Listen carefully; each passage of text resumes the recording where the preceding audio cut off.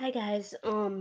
Yet again I came back because there was some stuff for the movie version of the Diary of Ellen Rimbauer that I wanted to talk about today. The last time we centered mainly on the book, which, I should probably mention the book is not exactly kid friendly.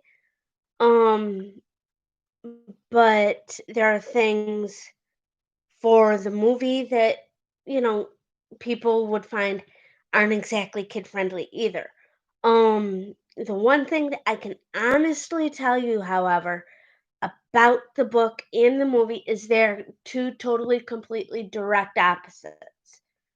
For example, in the movie, you see that there's certain changes that were made that were not in the book.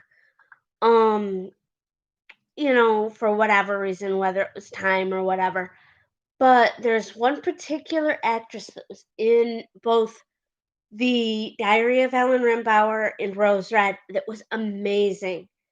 Her portrayal of Ellen Rimbauer's, friend and maid Sukina was phenomenal.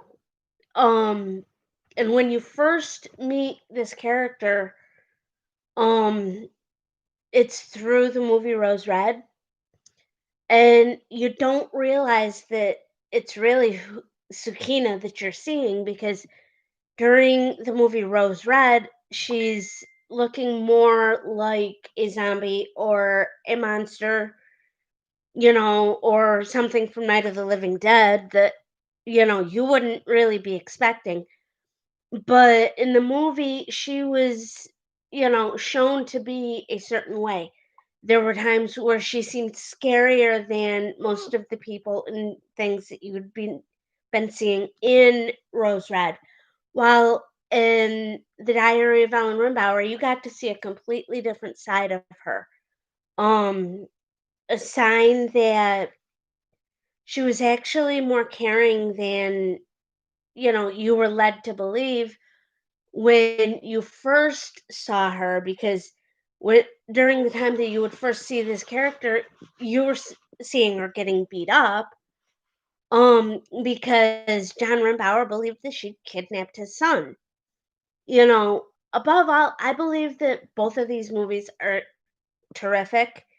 As of this point, the reason why I mentioned the movies and not the book was because I still haven't really finished the book, and my crazy person that I am, decided that I would start reading the Twilight books on top of reading this book.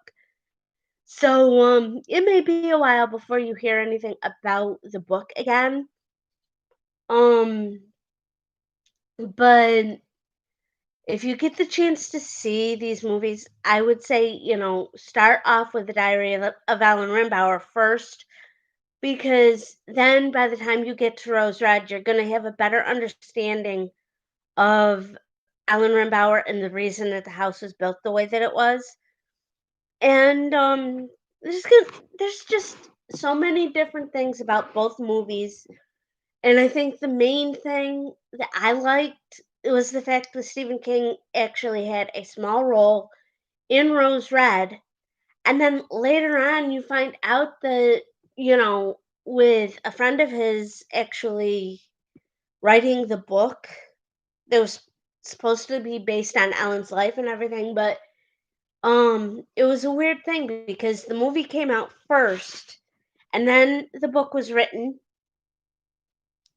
and then after the book was written, you had the movie based off of the book. So it was weird. It was one of those things where it was like the book was based on the movie that had originally started everything.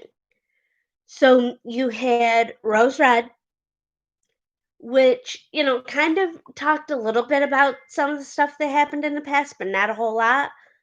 And then you had The Diary of Ellen Rimbauer, the book that had been written right after Rose Red had come out.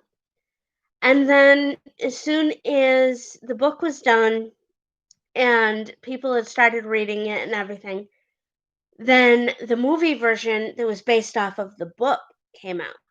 So it was a case of the movie had caused the book to be written that eventually caused another movie, which was amazing.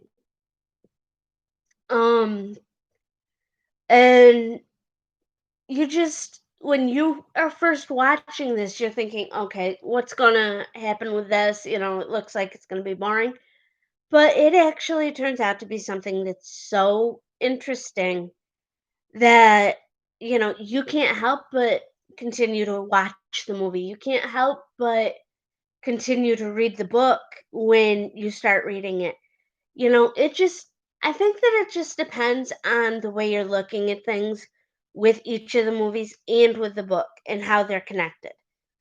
Um, I normally I wouldn't be doing a second video so soon after the first, but I figured I had about a week to figure out how I was going to do things.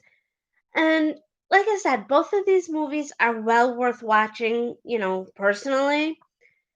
And if you know somebody that likes horror movies, I mean, I think that both of these would be right there up on top of the list somewhere.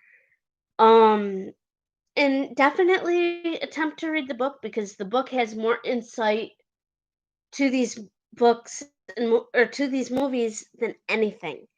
So with that being said, I will leave the Diary of Ellen Rimbauer stuff for you guys, and the next video will hopefully be on something else that I haven't quite figured out yet, but could be just as interesting. So see y'all soon.